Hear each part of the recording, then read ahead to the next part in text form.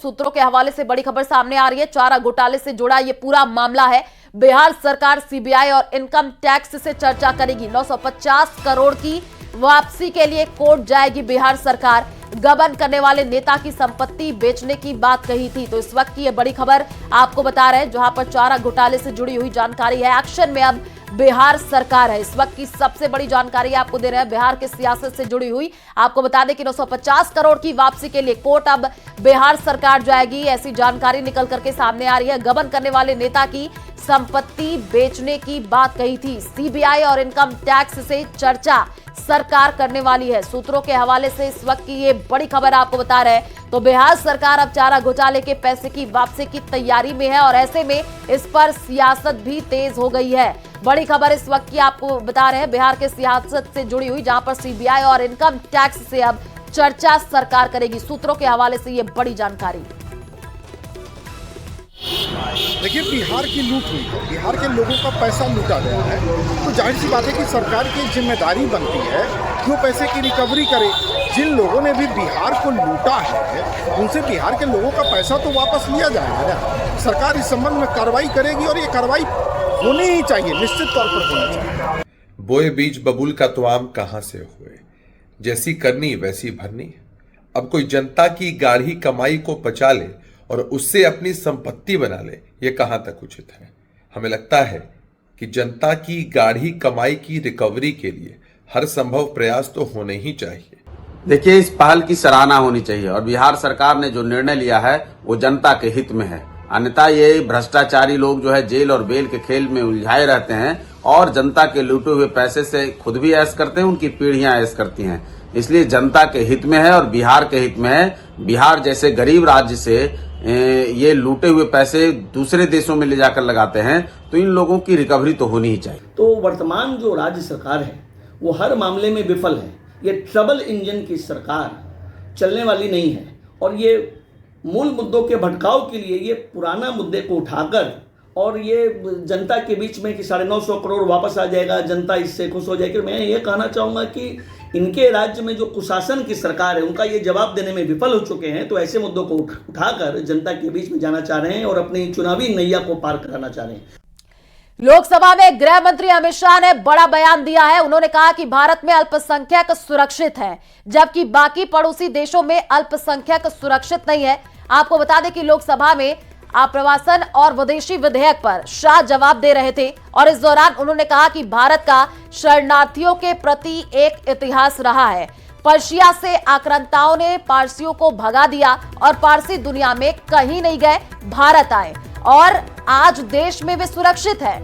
जब इजराइल से यहूदी भागे तो भारत आकर के रहे। प्रधानमंत्री मोदी के कार्यकाल में पड़ोसी देशों के 6 उत्पीड़ित समुदायों के लोगों को भी सीएए के माध्यम से देश में शरण देने का काम बीजेपी कर रही है। मान्यवर, हम तो जियो कल्चर देश है, भू सांस्कृतिक देश है, हम जियो पॉलिटिकल देश नहीं है। हमारी सीमाएं हमारी संस्कृति ने बनाई है और कई देशों तक इसको विस्तृत करने का काम हमारे पुरखों ने किया है। और भारत का शरणार्थियों के प्रति एक इतिहास रहा है। पर्सिया से आक्रांताओं ने भगा दिया, पारसी दुनिया में कहीं नहीं गए, भारत में आए और आज सुरक्षित रहे। दुनिया की सबसे माइनॉरिटी अगर कोई विश्व में सम्मान के साथ रहती है कोई देश में, तो मेरे भारत में रहती। इजराइल से भी यहूदी भागे तो भारत में आकर रहे और अभी मोदी जी के कालखंड में भी आसपास के देशों से 6 प्रताड़ित समुदायों के नागरिक को भी सीएए के कर शरण देने का काम भारतीय जनता पार्टी। भारत ने सदा ही मानवता के प्रति अपने कर्तव्यों का निर्वहन किया है। इसमें हमें कभी कोई कानून की जरूरत नहीं पड़ी।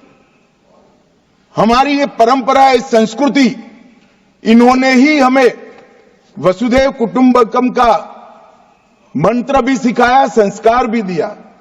और मान्यवर, दुनिया भर में सभी देशों में भारत से बाहर गए हुए प्रवासी और भारत से आए हुए प्रवासी, इनके दुनिया को समृद्ध करने के जो कंट्रीब्यूशन करने का जो रिकॉर्ड है, शायद ही कोई देश का होगा।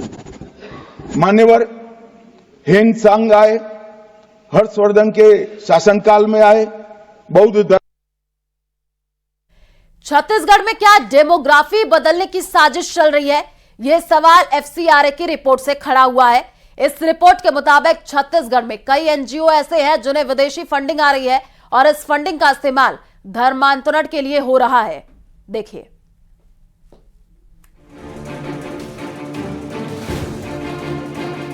छत्तीसगढ़ में जहां एक और धर्मांतरण बड़ा मुद्दा बना हुआ है, तो वहीं विदेशी फंडिंग से धर्मांतरण की चौंकाने वाली रिपोर्ट होश उड़ाने वाली है। सरकार की रिपोर्ट के अनुसार छत्तीसगढ़ में संचालित एनजीओ को पिछले 3 सालों में 172 करोड़ 76 लाख रुपए की विदेशी फंडिंग हुई है। साल दर साल यहां फंडिंग बढ़ती गई है।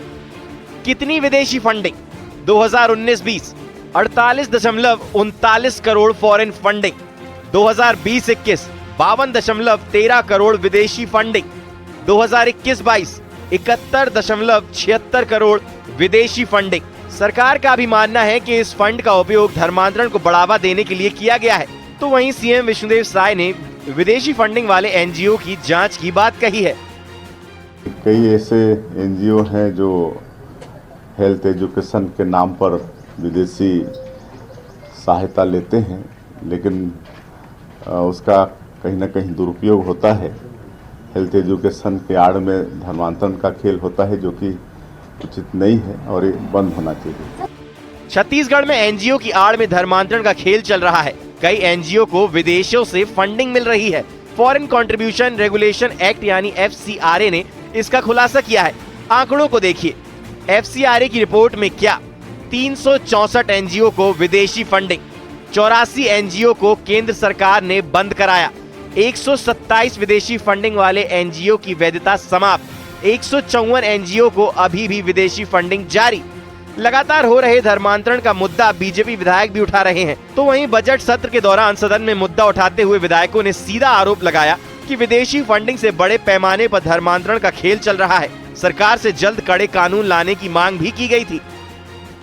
मुख्यमंत्री जी का बयान था कि विदेशी फंडिंग का उपयोग मतांतरण के लिए हो रहा है। छत्तीसगढ़ की डेमोग्राफी तेजी से बदल रही है, इसको रोका नहीं गया, इसके लिए कड़े कानून नहीं बनाए गए तो आगे चल के स्थिति बहुत गंभीर होगी।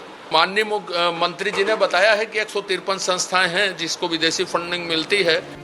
धर्मांतरण के मामले में अब तक क्या कार्रवाई हुई है, ये भी जान लेते हैं। धर्मांतरण पर कानूनी action: 2020 1 FIR, 2021 7 FIR, 2022 3 FIR, 2024 12 FIR और 2025 4 एफआईआर।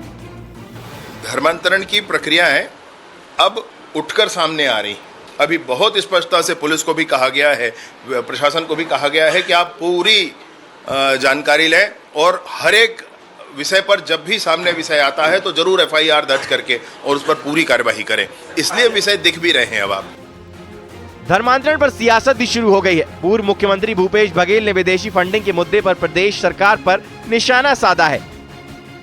10 साल से 11 साल से उनकी सरकार है और यदि विदेशी फंड आ रहे हैं तो भारत सरकार की जानकारी के बिना तो आ नहीं सकता।